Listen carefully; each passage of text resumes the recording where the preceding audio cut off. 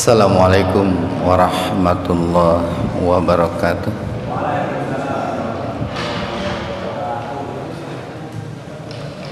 Alhamdulillahi rabbil alamin, alladzi khalaqal mauta wal hayata liyabluwakum ayyukum ahsanu amala,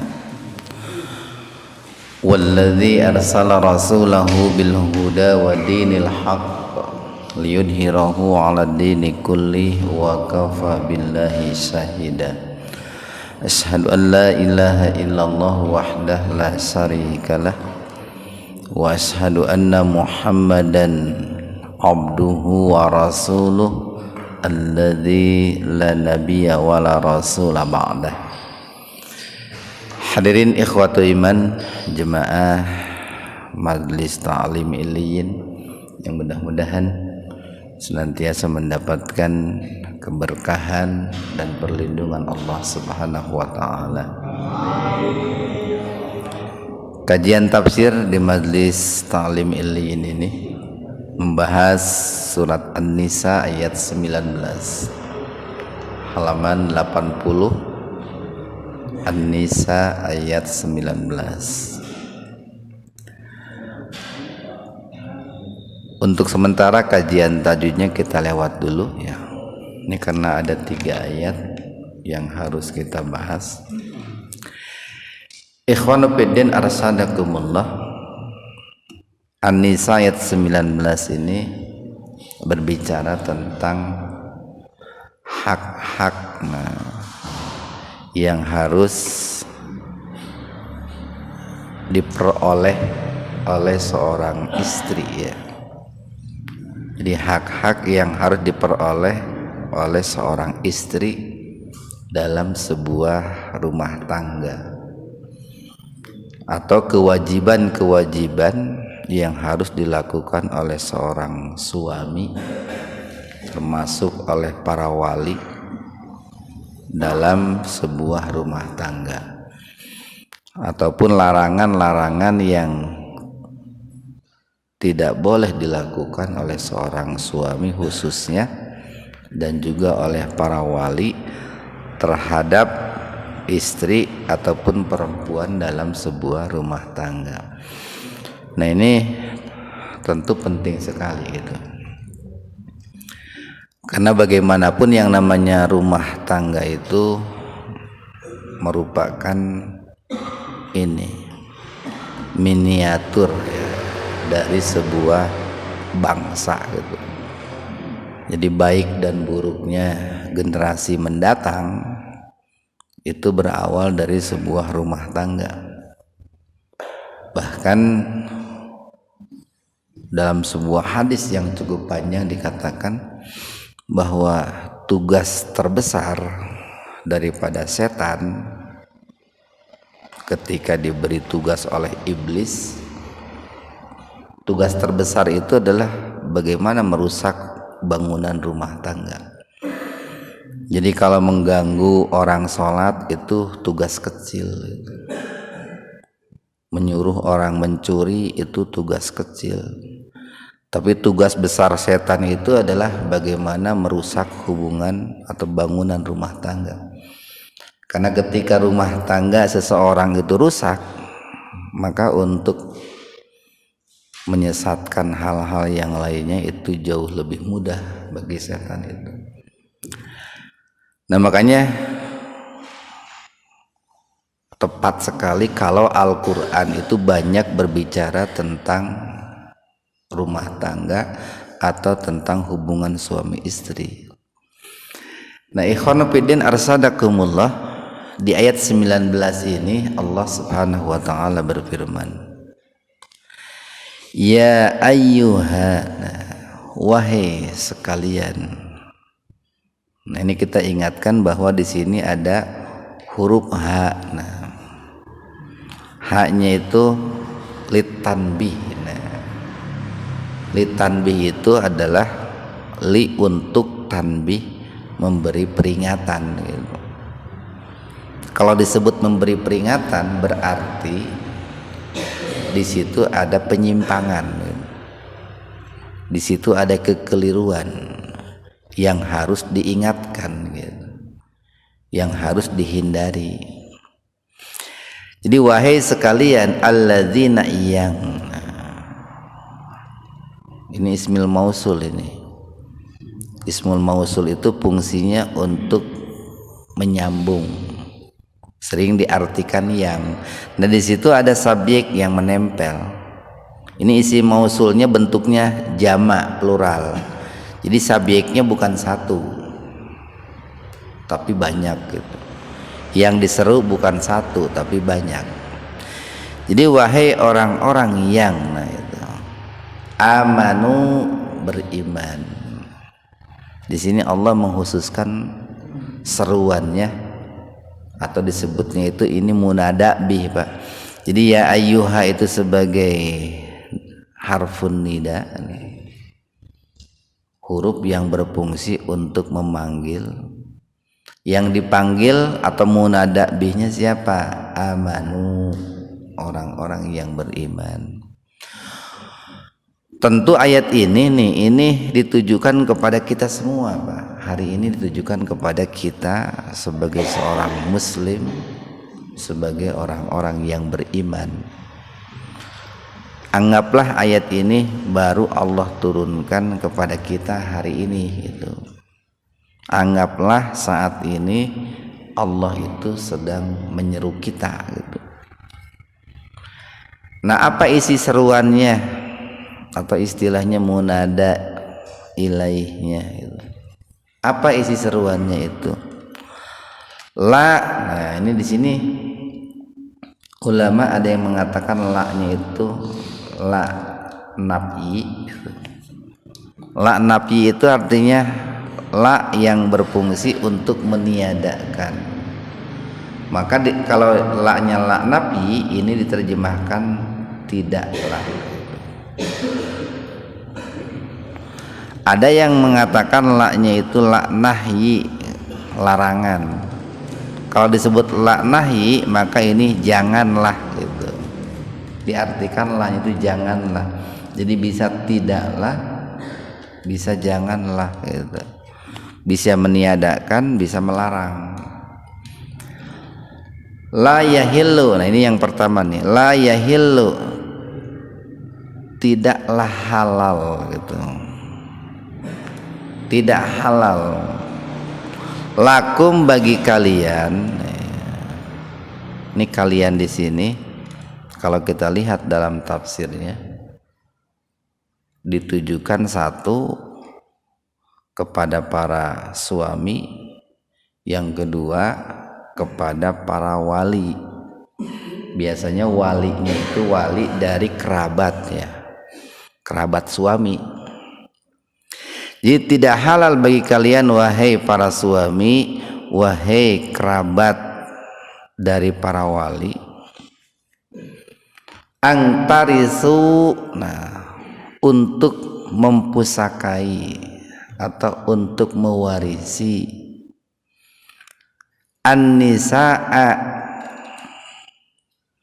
istri-istri karha. Nah, angtarisun nisaa karha.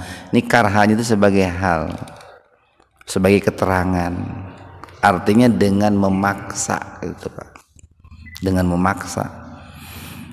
Wahai orang-orang yang beriman, nah, wahai para wali, nah, wahai para suami,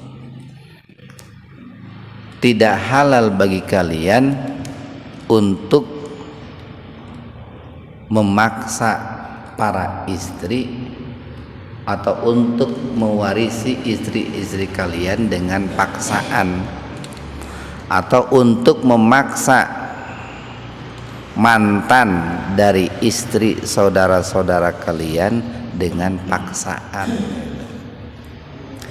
Jadi dulu begini Pak nih, di zaman jahiliyah atau di awal di awal Islam, di awal-awal keislaman, di awal-awal diutusnya Rasulullah sallallahu alaihi wasallam, itu masyarakat Mekah termasuk masyarakat Madinah pada awal-awal itu kalau seseorang itu meninggal, lalu dia meninggalkan seorang istri kan begitu, atau 2 orang istri atau 3 orang istri gitu, atau mungkin 4 orang istri. Nah, maka si kerabat dari suaminya, kakaknya, adiknya, nah gitu Pak, atau anak dari istri yang lain, itu menjadikan istri yang ditinggalkan oleh yang meninggal itu sebagai barang warisan gitu Pak. Jadi diibaratkan benda lah. Istri yang ditinggalkan oleh yang meninggal itu ibarat benda. Itu diperebutkan.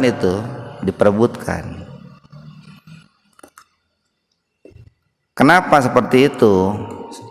Karena mereka mengincar harta yang dimiliki oleh istri tersebut peninggalan suami yang meninggal.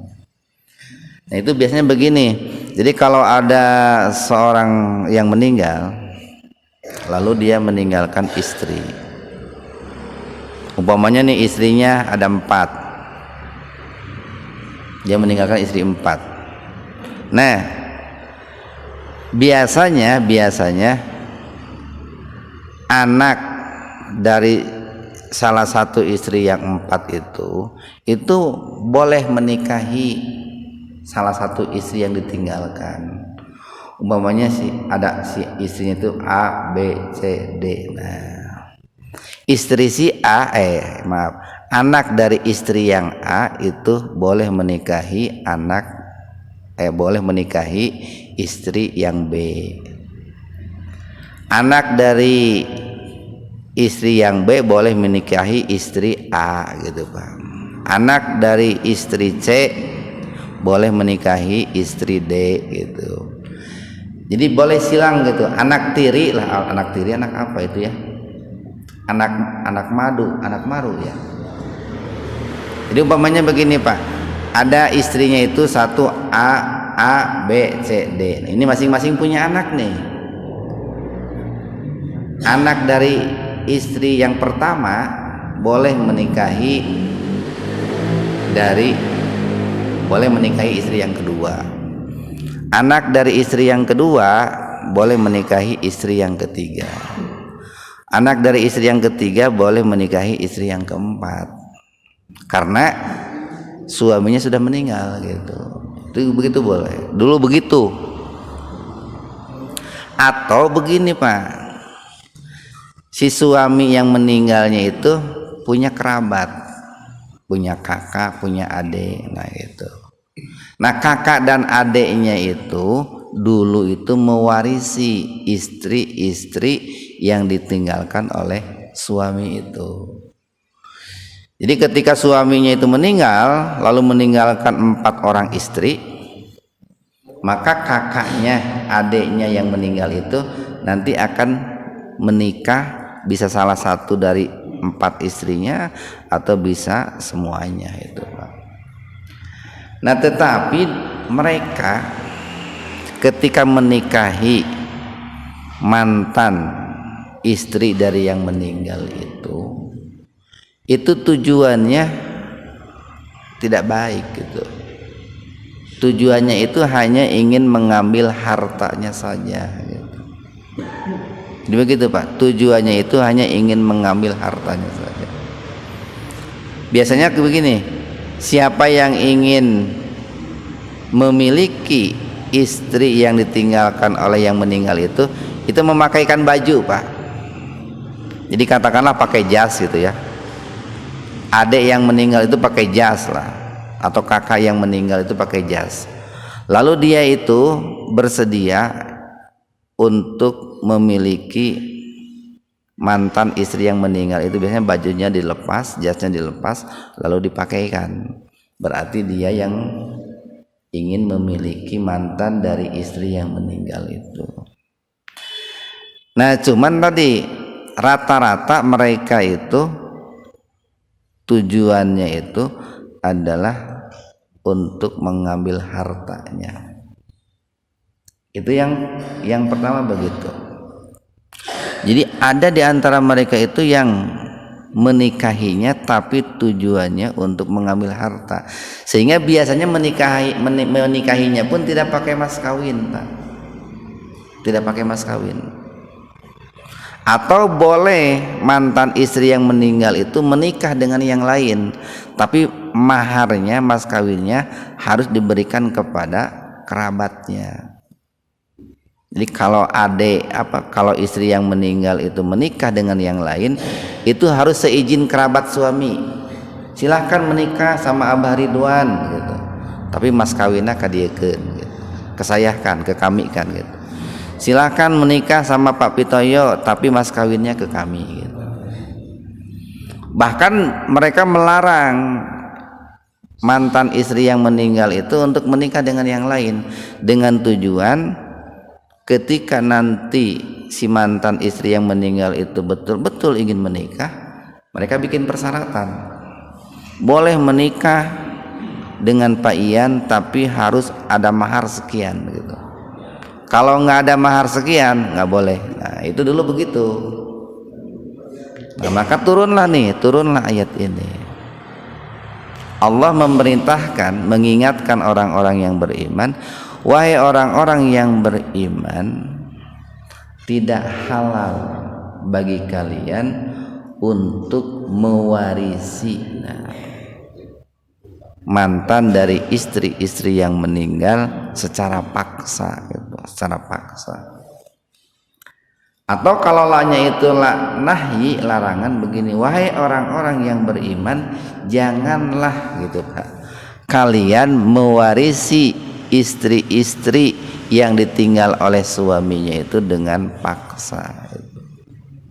Ini kan perhatian Islam terhadap wanita yang begitu besar, begitu luar biasa. Itu kalau kita baca umpamanya dalam ini khutbah wada. Khutbah wada itu khutbah menjelang Rasulullah sallallahu alaihi wasallam beliau wafat, menjelang wafat. Itu Rasulullah sampai mengulang-ulang ittaqun nisa, ittaqun nisa. Takutlah kalian terhadap wanita, takutlah kalian terhadap istri-istri kalian, karena kalian mengambil istri itu sebagai amanah gitu, sebagai amanah. Jadi sampai Rasulullah menjelang wafat itu yang namanya wanita itu mendapatkan perhatian yang besar agar diperlakukan dengan baik, diperlakukan dengan adil. Nah, ini hak yang pertama. Jadi hak yang pertama seorang istri itu, mereka itu tidak dijadikan diri mereka itu sebagai barang warisan gitu. Itu yang pertama. Kan bukan barang. Mereka itu kan manusia hidup. Beda lah muncul preman aya barang alus cenah gitu. Kan gitu. Kan maka istilahnya preman mah aya barang ada barang bagus. Jadi dikatainya si wanita itu sebagai barang, padahal itu manusia kan. Mereka yang manusia yang punya hati, punya perasaan, ya seperti laki-laki, maka harus diperhatikan, diperlakukan sebagaimana manusia gitu. Kemudian yang kedua nih, wala nawa dan la. Sama ini la yang kedua pun ada yang menyebutnya la nafi, meniadakan, ada yang menyebutnya la nahyi. Ini kata karha nih Pak. Ya ayyuhalladzina amanu la yahillu lakum antarisun nisaa karha. Ada yang membacanya itu kurha. Nah itu. Jadi kalau Bapak mendengar ada imam atau orang yang baca Quran membacanya kurha, itu nggak salah. Jadi ada sumbernya. Kalau dari imam yang 7 Pak ya, imam qiraah yang 7. Hafal tuh Pak nama-nama imam qiraah yang 7?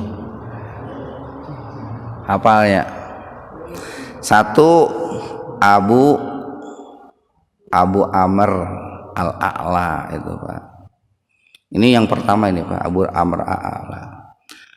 Kemudian yang kedua Ibnu Katsir Pak. Yang ketiga Nafi Al-Madani.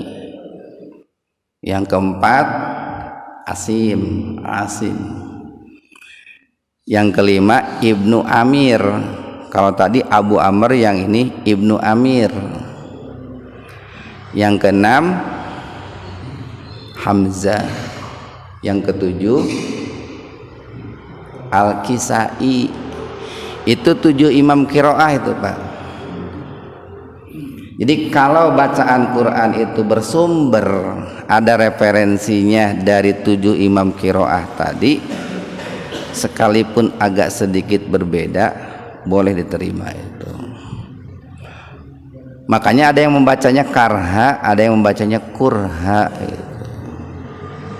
Siapa hafaz itu? Yang dikenal di kita, di masyarakat di Indonesia biasanya yang dikenal itu, yang familiar itu Hafs itu bukan imam qiraah, itu murid dari Asim gitu Pak. Murid dari Asim itu salah satunya adalah Hafs. Cuman kan biasanya yang dikenal itu ujung tombak Pak. Kayak pemain bola kan yang dikenal itu yang ujung tombak yang memasukkan ke gawang itu.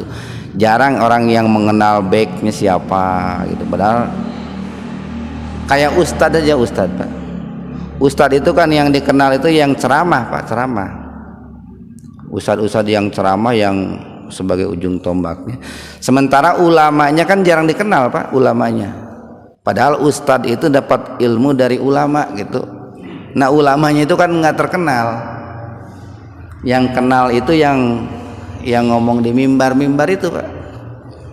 Sementara yang mengeluarkan fatwa, yang merumuskan masalah-masalah, yang menyelesaikan persoalan itu, ulama itu kurang dikenal. Sarwa lah, dalam dunia artis pun begitu. Yang terkenal itu kan yang nyanyi Pak. Produsernya kan nggak terkenal gitu Pak. Nah seperti begitu.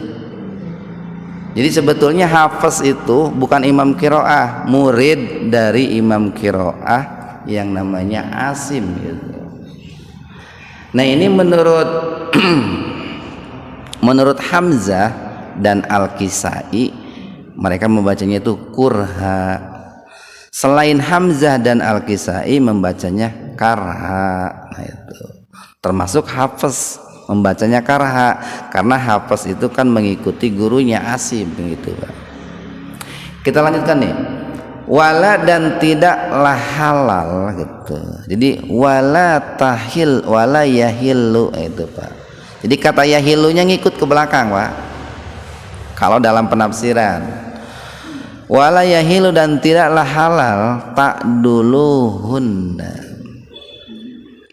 Adel bukan pakai dal Pak. Abl itu artinya sempit, sesak, sulit. Jadi tidaklah halal kalian mempersulit, mempersempit. Siapa? Tadi wanita-wanita yang ditinggalkan oleh suami, untuk dengan tujuan tadhabu. Asalnya itu dhahaba itu pergi, tapi untuk memudahkan pemahaman sering dimaknai hilang. Sebetulnya pergi dan hilang itu ada kaitan Pak. Ketika orang pergi itu kan hilang dari pandangan Pak. Ketika seorang istri pergi dari rumah, kabur, hilang kan itu Pak. Jadi janganlah tidaklah halal bagi kalian mempersempit, mempersulit istri atau wanita-wanita dengan tujuan litadhabu, untuk menghilangkan. Biba'din sebagian apa, nah maknya itu maklul asya nih Pak. Maksudnya sesuatu di sini adalah mas kawin. dengan tujuan untuk menghilangkan sebagian mas kawin ataitumuhunna yang telah kalian berikan kepada mereka. Kan begini Pak kisahnya nih. Dahulu itu ada suami-suami yang barangkali mereka itu sudah tidak menyukai istrina gitu, geus bosan beureun ka pamajikanana teh, mau mencari yang lain gitu Pak. Tetapi dia itu tidak ingin gitu, kalau mas kawinnya itu dibawa oleh istrinya gitu. Dia tidak suka nih, sudah tidak suka dengan istrinya dan ingin menceraikan. Kalau dia yang menceraikan, otomatis mas kawin milik istri gitu Pak, kalau suami yang menceraikan. Tetapi kalau khulu, nah khulu bedanya cerai dengan hulu Pak. Kalau cerai itu suami yang meminta untuk pisah gitu.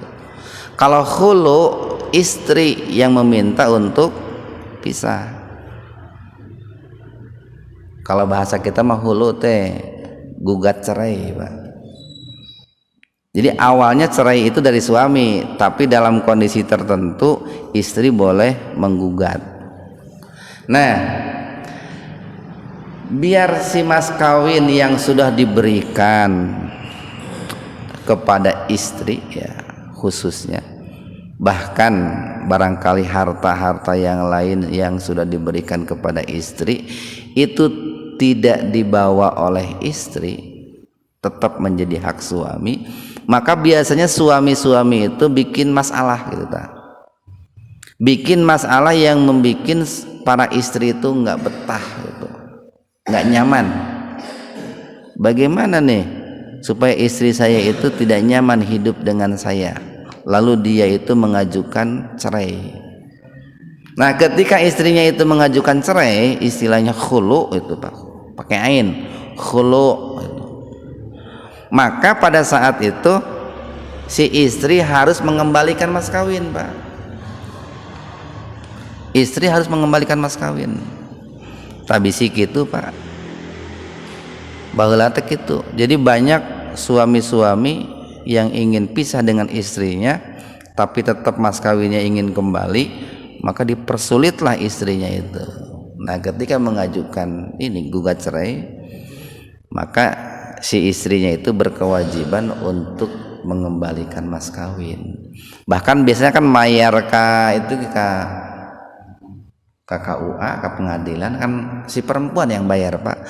Kalau si perempuan yang minta cerai, mas kawin harus dibalikan gitu, yang bayar pun perempuan. Itu dilarang itu Pak, dilarang. Jadi dilarang suami-suami itu mempersulit, mempersempit, membikin pusing para istri itu, karena barangkali sudah bosan gitu Pak, ingin cari suasana yang baru, pemajikan nu anyar, tapi embung rugi mas kawin yang balik. Nah itu dipersulit, tidak boleh. Ini kan luar biasa, penghormatan Islam terhadap wanita itu luar biasa itu. Memposisikan para wanita itu luar biasa, biar tidak diperlakukan buruk oleh suami-suami. Itu kalau menggunakan laknat tidak halal perbuatan seperti itu. Kalau menggunakan laknahi, wahai para suami, janganlah kalian, haram kalian mempersempit, mempersulit para istri dengan tujuan supaya mereka minta cerai lalu mas kawinnya dikembalikan kepada kalian. Haram itu. Illa, kecuali ini ada pengecualian Pak, istisna. Illa itu harful istisna, fungsinya untuk mengecualikan atau mengkhususkan. Kecuali ayatina, jika mereka istri-istri kalian itu melakukan bifahisa, perbuatan keji, mubayyinah. Pakai mubayyinah juga apa nih? Ada yang membacanya itu mubayyinah, ada yang membacanya mubayyana, itu Pak. Mubayyana. Kalau Ibnu Katsir membacanya mubayyana. Kalau yang lain selain Ibnu Katsir, imam yang 6 membacanya mubayyinah. Artinya agak sedikit berbeda. Kalau mubayyinah jelas Pak, nyata. Kalau mubayyanah ada bukti. Nah itu sebetulnya substansinya sama, jelas, nyata, dengan ada bukti, itu substansinya sama, cuman artinya beda. Arti beda tapi makna sama. Nah, boleh Pak, boleh mempersempit istri, mempersulit istri gitu, membikin istri tidak nyaman, tidak betah. Itu syaratnya kalau si istri itu melakukan perbuatan keji. Umpamanya istri itu berbuat zina, itu boleh. Suami membikin istri tidak nyaman gitu. Atau barangkali nusuz. Nusuz itu seorang istri membangkang lah, membangkang kepada suaminya. Tapi membangkangnya harus syar'i Pak. Ayeuna umpamanya istri titah salat teu daek, titah puasa teu daek, eta nusuz. Ayeuna teu daek titah ngieun kopi malah nusuz Pak. Sebab tugas istri bukan bikin kopi itu. Tugas istri bukan masak, bukan nyuci. Tugas suami itu sebetulnya masak nyuci, itu tugas suami. Mencuci, memasak, nyapu, ngepel itu tugas suami itu. Kalau suami sibuk bekerja, keluarkan duit kemuruhan pembantu gitu. Lamun teu sanggup gawean ku sorangan gitu Pak. Sebetulnya begitu kalau dalam aturan Islam begitu. Ngan diurang jadi tibalik. Nah, pamajikan teh jadi siga pembantu gitu. Kudu ngieun kopi, kudu nyese, kudu nyetrika, kudu nyapu, kudu ngepel. Lamun teu daek, wah ieu mah geus teu taat ya suami, talak we ah. Nah, itu teu meunang Pak. Tidak boleh. Jadi alternatifnya kalau kita tidak mau melakukan pekerjaan istri, ya harus mengeluarkan biaya Pak. Mengeluarkan biaya. Sok we atuh Pak cobaan we kieu ya. Cobaan istri pulang kampung tong lila-lila saminggu we Pak. Terus pekerjaan istri ditekel oleh kita Pak, mulai masak, nyapu, ngepel, nyusuh, tekel oleh kita. Bandingkan mending digawe di imah, mending digawe di kantor Pak tah. Bandingkan sok. Capek kene pekerjaan istri, berang digawe, penting digawean pan capek eta Pak. Nah gitu. Jadi makanya Islam itu perhatian terhadap istri itu luar biasa terhadap wanita itu. Boleh mempersempit mereka, mempersulit mereka, syaratnya kalau mereka itu melakukan perbuatan fahisah, perbuatan keji. Itu pun ada embel-embelnya tuh, mubayyinah. Mubayyinah. Kalau menurut Ibnu Katsir mubayyana, kalau ada bukti yang nyata. Kalau menurut imam yang lain mubayyinah, kalau ada keterangan yang jelas. Apa buktinya itu Pak? Kembali itu Pak, kalau dalam menafsirkan Al-Quran begini nih, kembali ke ayat ke-15 tuh, ke paling atas tuh. Apa buktinya itu? Fastashidu alaihinna arba'atam minkum. Harus ada 4 orang saksi. Kalau nggak ada saksi berarti nggak jelas itu Pak. Pokoknya begini, Bapak menemukan nih di saku seorang istri itu, katakanlah naonnya anu biasanya melekat pada laki-laki, ada cincin seorang laki-laki. Pas Bapak pegang saku istri, oh aya cincin ya, pamajikan tas salingkuh ya. Itu kan tidak bisa itu dikatakan sebagai bukti karena tidak melihat kan. Atau barangkali aya naon, aya sapu tangan anu baru gitu, ya sapu tangan lain pamajikan nu saya. Atau barangkali di pulang kerja di rumah, di dalam rumah aya cai, aya susugu makanan, atau mungkin aya rokok. Wah ya berarti ayat tadi aya tamu lalaki ya, sabab dina meja aya rokok. Bawa-bawa apa majikan salingkuh gitu. Dengan kakarek bawa-bawa can bukti, can ada aja bukti gitu. Kecuali lamun aya bukti bisa CCTV atau lain sebagainya. Kalau Al-Quran mengatakan harus ada 4 saksi. Nah itu baru disebut mubayyinah. Boleh itu mempersulit, mempersempit seorang istri dengan tujuan biar dia itu tidak betah sehingga menggugat cerai ke kita. Itu baru diperbolehkan kalau alasannya begitu. Makanya dalam kalimat berikutnya nih, wa dan ashiruhunna, gaulilah mereka, bergaullah dengan mereka, perlakukanlah mereka bil ma'ruf, dengan cara yang ma'ruf, dengan cara yang baik, baik lahiriah ataupun batiniah. Gini supaya istilahnya teh nafkah lahir, nafkah batin. Sok aya perempuan istri itu bilang begini, ai nafkah lahir mah alhamdulillah cenah, ngan nafkah batin cenah peuri cenah.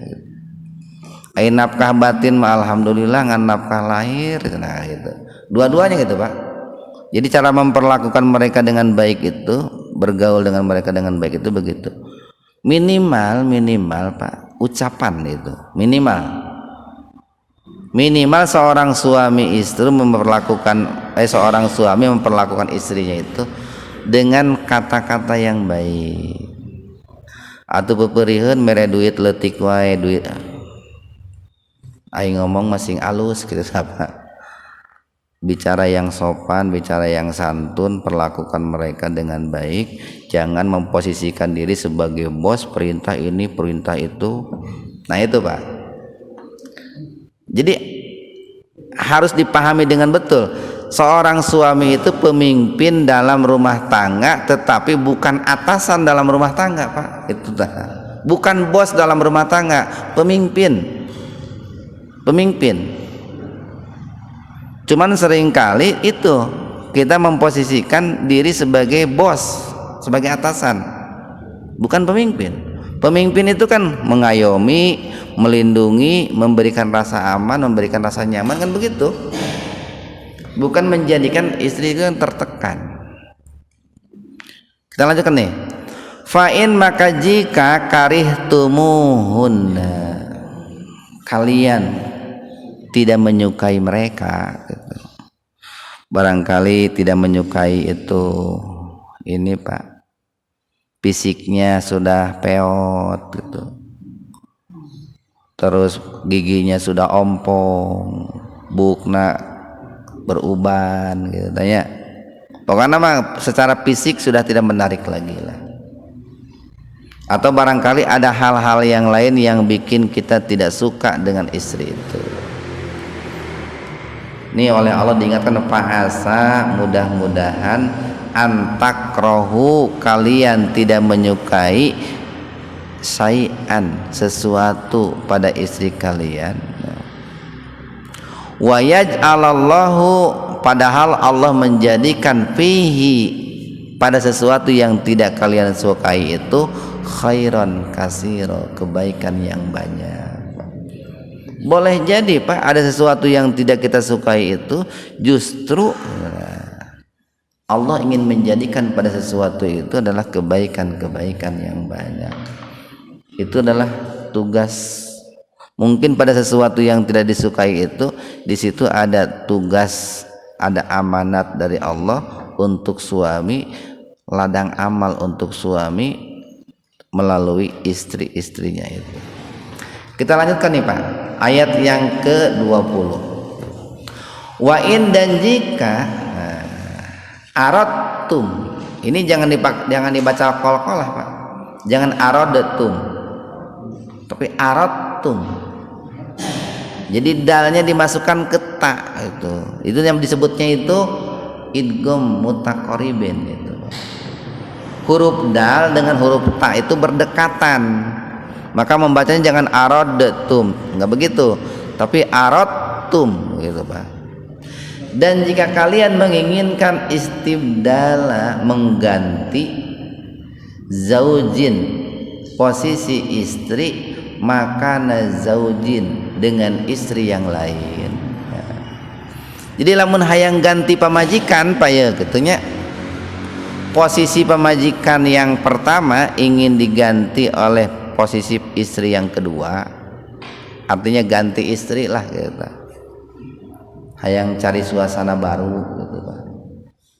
Hayang neangan pemajikan nu anyar kan gitu. Di sini diberikan aturan nih, diberikan bimbingan oleh Allah itu. Diberikan rambu-rambu. Wa ataitum, sedangkan kalian telah memberikan ihdahunna, kepada salah satu di antara istri kalian itu Qintor wal qanatiril muqantara. Surat apa tuh? Artinya Qintor itu harta kekayaan yang banyak, mas kawin yang banyak, hibah yang banyak. Jadi umpamanya begini, Pak Yusuf menikah dengan istri pertama,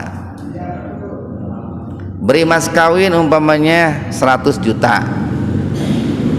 Selama pernikahan sudah memberikan hibah mobil, motor. Ketika Pak Yusuf ingin bercerai, maka semua pemberian itu jangan diambil lagi gitu. Ada yang nama erek kawin deui kanu kadua, kadekeun mobil, kadekeun motor, kadekeun imah, tah didinya mah dibere saanu weh. Nah, kata Allah, jangan, fala ta'khudhu minhu syai'a. Kalimat berikutnya tuh, fala, maka janganlah ta'khudhu, kalian mengambil, minhu, dari pemberian semua itu, dari mas kawin yang sudah engkau berikan, dari hibah yang sudah engkau berikan, syai'an, sedikit pun. Boleh mengambil, tadi syaratnya Pak, kalau istri berbuat fahisah, itu baru boleh mengambil. Kalau tidak berbuat fahisah, tong diambil. Lamun mas kawin geus diinjem, bayar heula Pak. Memeh cerai kudu dibayar heula. Ieu mah ongko hayang cerai, baheula mas kawin geus diinjem, can dibayar hayang cerai, ngeunah pisan atuh kitu mah. Sebelum cerai itu bayar dulu mas kawinnya, lunasin dulu, karena itu hutang Pak, hutang. Baru setelah dibayar mas kawinnya, kalau mau cerai, walaupun sebetulnya cerai itu kan kata Nabi itu abgodol halal indallahi at-talaq gitu. Perbuatan halal yang dibenci oleh Allah itu adalah cerai. Halal tapi dibenci Allah. Atakhudunahu, nah apakah kalian akan mengambil semua itu, mengambil pemberian kalian terhadap istri kalian itu, buhtanan, dengan tuduhan-tuduhan tanpa bukti yang nyata, wa isma mubina, dan juga dengan dosa yang nyata. Jadi dulu itu biasanya begini Pak, ketika seorang suami ingin mencerai istrinya dengan tujuan untuk mengambil mas kawin, hibah dan lain sebagainya, itu menuduh istrinya itu sudah berbuat selingkuh, berbuat zina. Biasanya begitu, karena istrinya berbuat selingkuh atau berbuat zina, sehingga satu, kemungkinan istri tidak terima lalu ingin berpisah. Yang kedua, dia punya alasan untuk menceraikan istrinya karena istrinya menurut dia sudah berzina, lalu mengambil mas kawinnya. Dulu begitu. Makanya Allah itu ketika bicara tentang perzinahan, saksinya bukan main-main, harus 4 itu, supaya tidak ada pihak yang dizolimi, tidak ada pihak yang difitnah gitu. Satu ayat lagi nih, wa kaifa, dan bagaimana, ta'khudunahu, kalian akan mengambil semua itu, semua harta yang sudah engkau berikan, mas kawin yang sudah engkau berikan, hibah yang sudah engkau berikan. Waqad, dan sungguh, afdo itu ini Pak, asal daripada abdo itu hubung. Abdo itu hubung, kalau pakai imbuhan jadi hubungan gitu Pak. hubungan badan, hubungan suami istri, bersebadan Pak, bersetubuh. Bagaimana kalian itu akan mengambil mas kawin, bagaimana kalian akan mengambil hibah, padahal kalian itu telah berhubungan ba'dukum, sebagian kalian, ila ba'din, atas sebagian yang lain. Kumaha carita, nah bahasa orang gitu Pak. Bagaimana ceritanya? Kamu itu kan sudah berhubungan suami istri, kamu itu sudah menggauli istrimu, kamu itu sudah merasakan kehormatan dari istrimu, tapi ketika istrimu itu ingin kamu cerai, mas kawinnya ingin kamu ambil juga gitu. Mencek bahasa orang maka bina-bina anting koretna tuh gitu sah. Kabina-bina anting koretna geus sababaraha kali eta kamu teh berhubungan suami istri dengan istrimu itu. Tapi ketika kamu ingin menceraikannya karena kamu sudah tidak menyukainya, mas kawinnya ingin diembat juga gitu. Wa akhadna, dan mereka istri-istri kalian itu telah mengambil minkum dari kalian itu misakon golidon. Al misak itu ini Pak, ikatan, perjanjian golido yang sangat besar, yang sangat agung. Banyak ulama yang mengatakan misakon golido itu adalah an-nikah Pak. Jadi dengan pernikahan itu sepasang suami istri sudah mengikat sebuah perjanjian sakral yang agung. Bahkan gini, supaya istilah bahasa kita mah sehidup tapi tidak semati gitu. Dengan perjanjian itu kan perjanjian sakral, ada saksi, ada wali, ada mas kawin, diiring-iringi geuning banyak, malah merenyewa gedung, nyewa hotel, pesta 7 poe 7 peuting. Mainnya ayeuna erek cerai tanpa ada alasan istrimu berbuat pahisah, mas kawinnya mau diambil lagi. Nah gitu Pak. Mudah-mudahan ada manfaatnya untuk kita semua. Subhanakallahumma bihamdika asyhadu an la ilaha illa anta astaghfiruka wa atubu ilaik. Assalamualaikum warahmatullahi wabarakatuh.